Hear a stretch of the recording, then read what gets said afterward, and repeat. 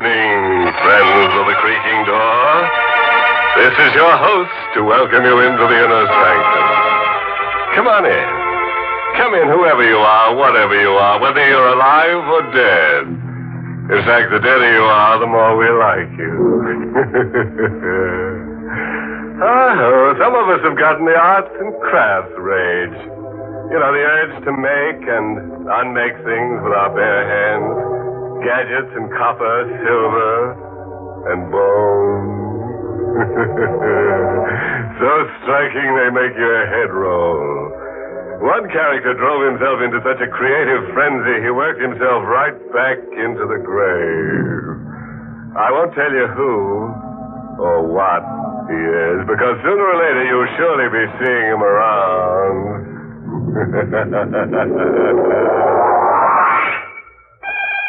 And now for tonight's torment. Killer at Large. Tonight's drama is the story of the short and unhappy life of a fugitive whose sullen face stares at us from hundreds of police posters. Read one. Mark Stribling wanted for murder. Warning. This man is armed and dangerous. Is he guilty? Let's get our answer from Mark Stribling. Not guilty. I was framed, but good. Could happen to anybody. Come home unexpectedly to the wrong kind of wife. Your key's hardly in the door when there's a scream and a shot. Ellen! Ellen! But it's all over for Ellen. And for you, too. The killer's gone down the fire escape, and so you're the patsy. It's a perfect crime for the guy who pulled it. Your gun was used. The world knew there'd been bad blood between you and the missus. And there's an insurance angle. Mrs. Stribling is worth $10,000 to you dead. The cops won't forget that. There's enough circumstantial evidence to burn you. So you run. You don't face the music. You don't dare. You hide and drift all the time looking for Mr. Other Man. I found him. 6 months and 10,000 miles later in a tourist town over the border. I found him in a club called the Casa Real. I got behind him and rammed a gun into his back. Who? Guess who, Davis? Don't turn around and don't stop smiling. Stribling in person. I got a message for you from Mrs. Stribling. She wants you to join her as fast as you can go. Stribling, no, don't.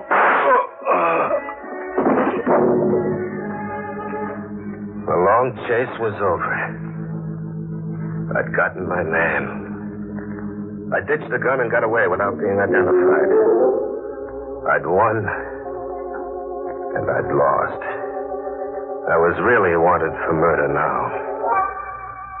I got off the streets into another club, one with a jukebox that talked United States this time. I wanted to forget murder. I wanted to find a girl and find something to laugh about.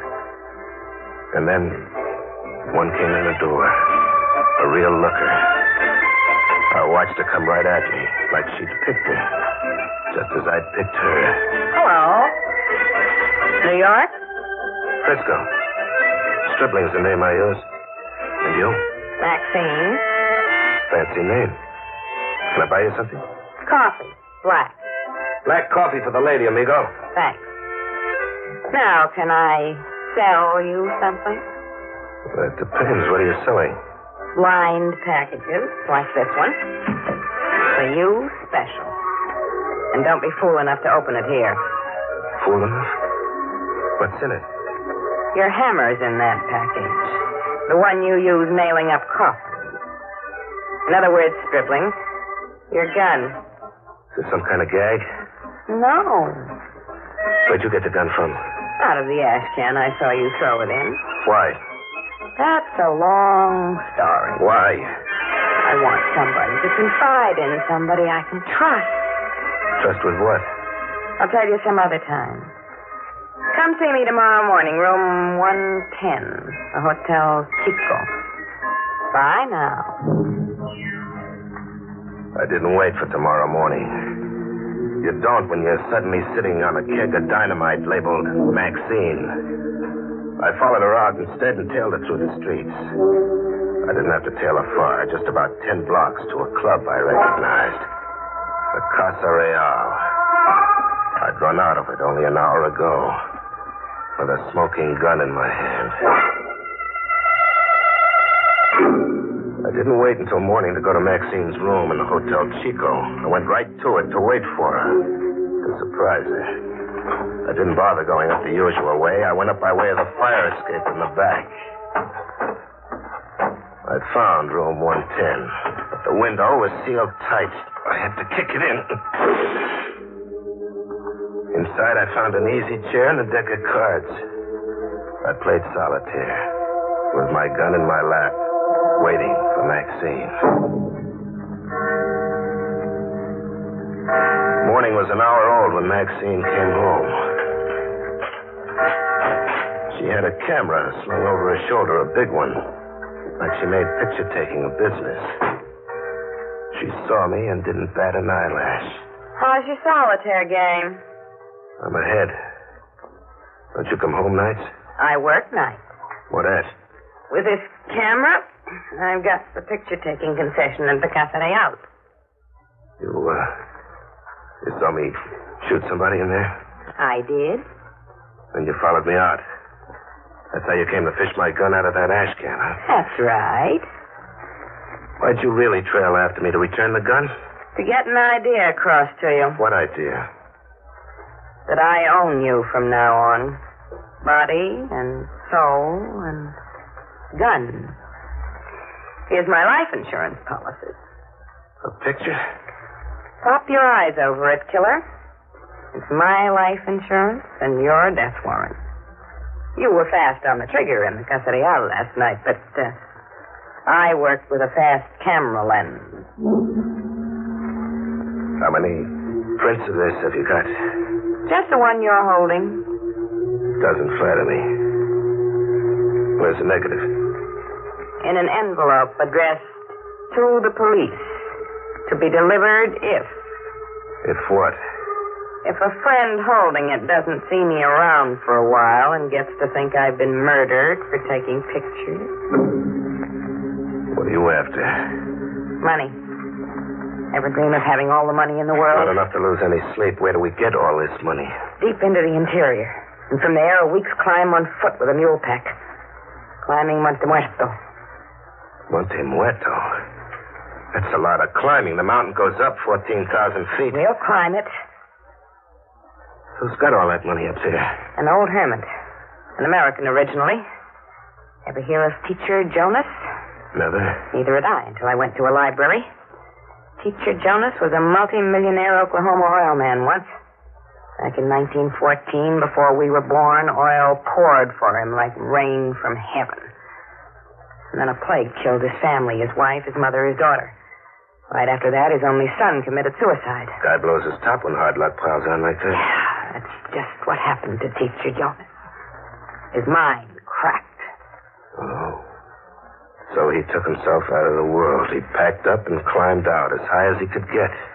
Teacher Jonas came to Monte Muerto with everything he owned converted into cash, into gold. He's up there somewhere, dribbling an old lunatic of 80 with more money than he can count. How'd you tumble to Teacher Jonas? Listening in on table talk at the Casa Real. A tramp pilot named Wiley Scott was boasting to a companion, a ship's cook from Veracruz named Genesee. Wiley was trying to get Genesee to stake him to provisions, a pair of mules, and a guide. How'd Wiley find out about Teacher Jonas? He piloted a monoplane on a run from Tampico to San Jose in Guatemala. The plane developed engine trouble, and he had to make a forced landing. You can guess the rest. How do we find Teacher Jonas?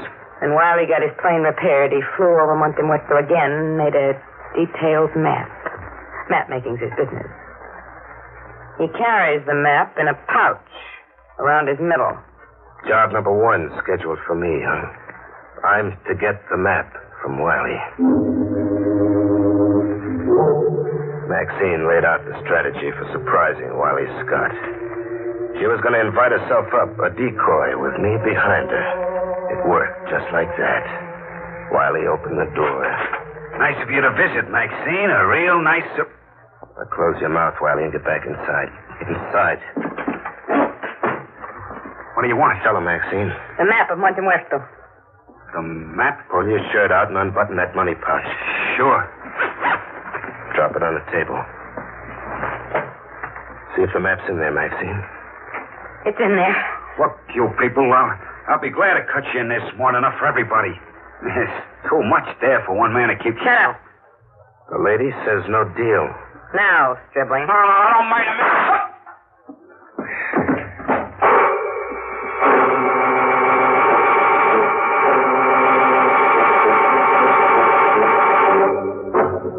Now, picture that, Million. Since Maxine became a camera fiend, Stribling's become a horribly negative guy. She caught him acting the killer and liked the show so much she ordered a repeat performance on Wiley Scott, the treasure of Monte Muerto.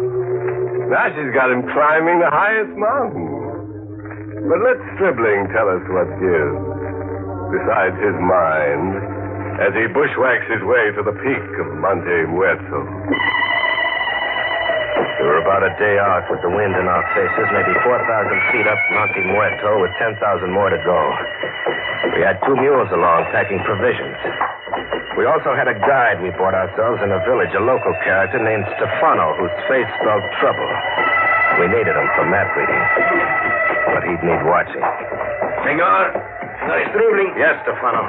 The wind blow like the hurricane. Better we camp here. And lose time? What's wrong with a little wind? Stefano's right. If we try circling that ledge, the wind will blow us off the mountain, mules and all. We'll make camp here. In this marsh? Better than the ledge. At least here we're not exposed. Try telling that to the snakes. We'll build a fire. Make camp, Stefano. Si, senorita.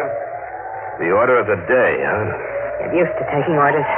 And don't ever point your gun my way by mistake. Killing me is like committing suicide. We made camp and got a fire going.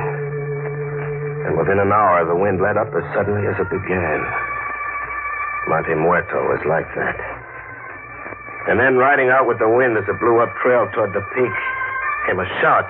Hello! Hear that, Maxine? Somebody calling to us from down trail. Just let me listen. One thing, we haven't got the mountain to ourselves. That voice. I've heard it somewhere. Can you make out where and who? Yes. It's that ship's cook from Veracruz, Tennessee. The one Wiley Scott was trying to get a steak from that night in the Casa Real. Must have seen the smoke rising from our fire.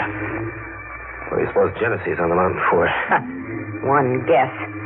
He pumped Wiley Scott like you did, huh? And he's out to make it in his own, like we are. But he doesn't make it, eh, Maxine? When he appears, you order me to give him what Wiley got. No. Not when he appears. Not with Stefano here watching. You go down to Genesee instead.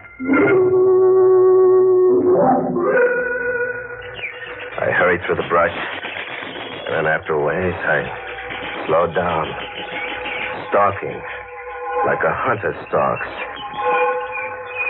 There was no sound now except birds screeching. No sound of Genesee. And then, all of a sudden, I heard all the sound Genesee had in him. He was screaming somewhere on the trail, screaming like a guy gone crazy with fright. I cut in the direction of the screams as fast as I could go. I reached to where Genesee figured to be. But there was no Genesee. Only a pack mule at the edge of what looked like a shimmering bed of hot sand. Quicksand. It looked like Genesee had fallen in. All that was left of him was a hat sitting on the edge. But as it turned out, that was what Genesee wanted me to think.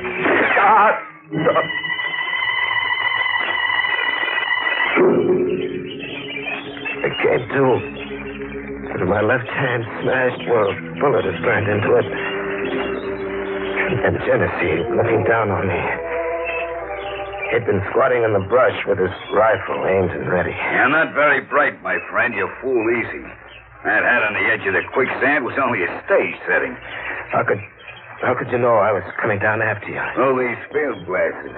I saw you make camp up there off the ledge and then come down trail after whispering with Maxine. I guessed you were coming down to kill me. Maybe not. Don't lie to me, my friend. I know Maxine. Roll. Roll? Into the quicksand. I ain't got any bullets to waste. Roll. Okay, if you want it like that. I rolled, slowly. I was damn sure, but Genesee wasn't very bright either. Rolling, my good hand underneath closed on the 38. A 38 and a shoulder holster. Coming up on the roll, a shot from the hip. Genesee never even knew what hit him.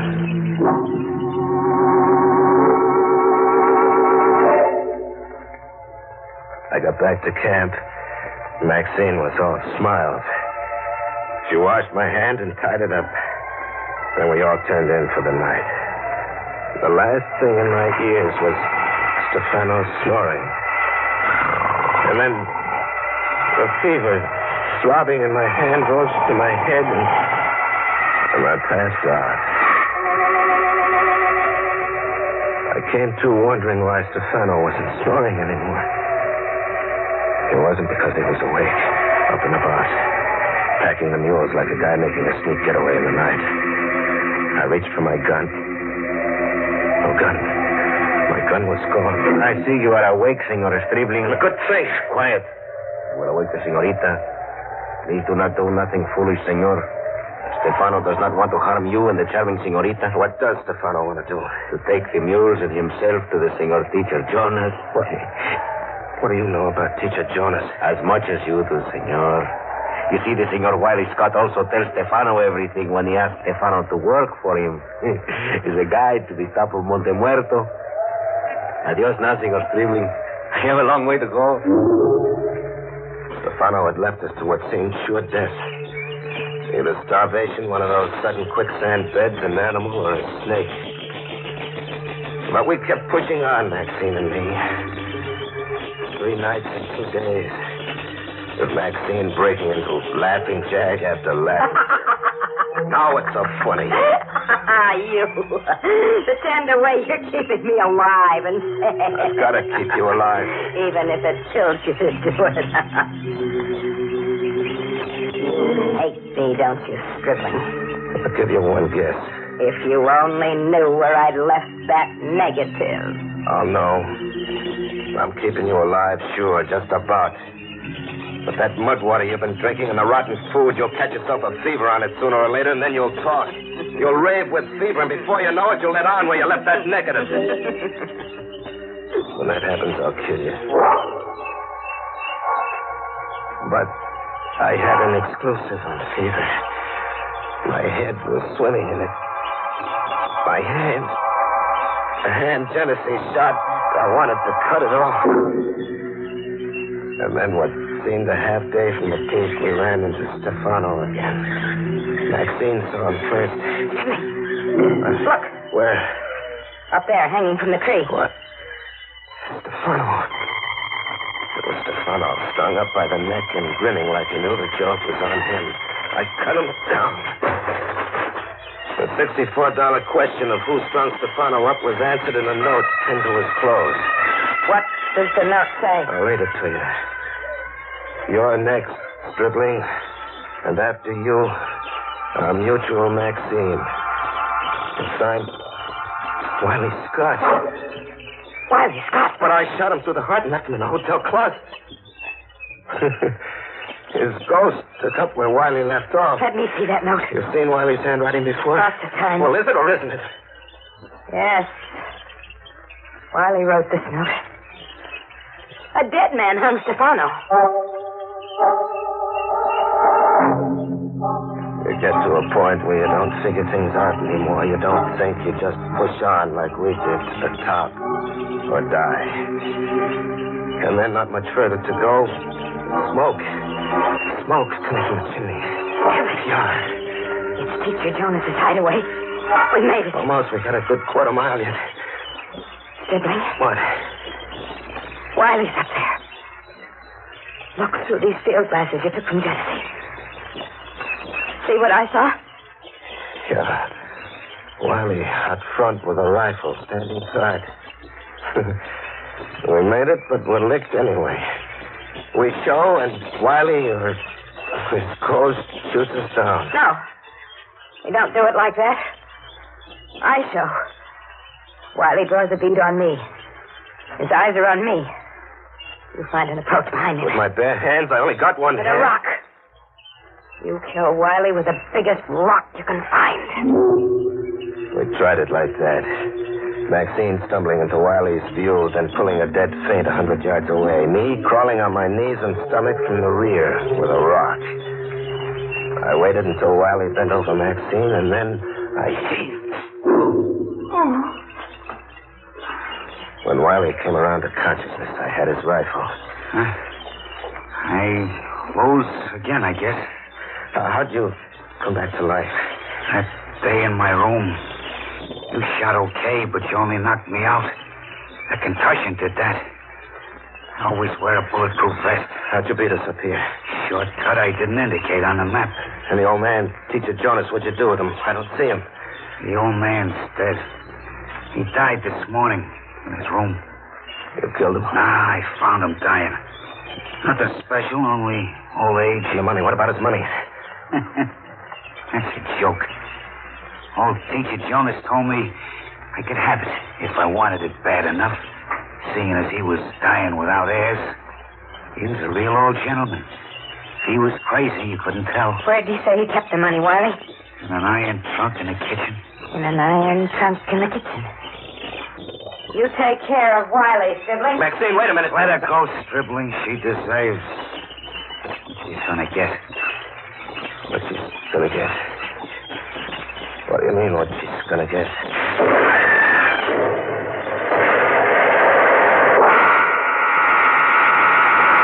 The house came down on Maxine. When the smoke cleared, Wiley told me what old Teacher Jonas had told him. A booby trap tooled into the iron trunk. Open the trunk to steal the money and blow yourself up. I'm here on top of Monte Muerto with Wiley Scott. That negative, no doubt, is in the hands of the police by now. They're probably sweating their way up here. The funny thing, I don't care anymore. I'm not worrying about being hung. There's pain shooting from my hand into every part of me. And you tell me, how many times can a man die?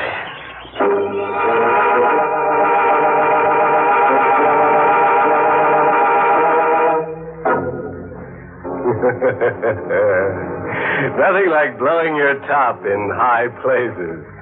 Maxine and Stribling reached the peak, all right. The peak of insanity. Poor Stribling's absolutely disinterested in that picture Maxine took of him now. He figures you can't hang a man for dying. Moral? Oh, sure. I copied this dilly out of an old edition of Callahan's Catalog for Climbers. Quote, sometimes the road up leads underground.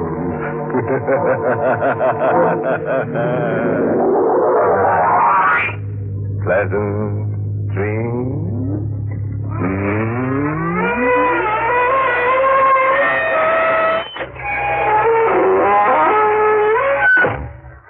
Inner Sanctum has been brought to you through the facilities of the United States Armed Forces Radio Service, the voice of information and education.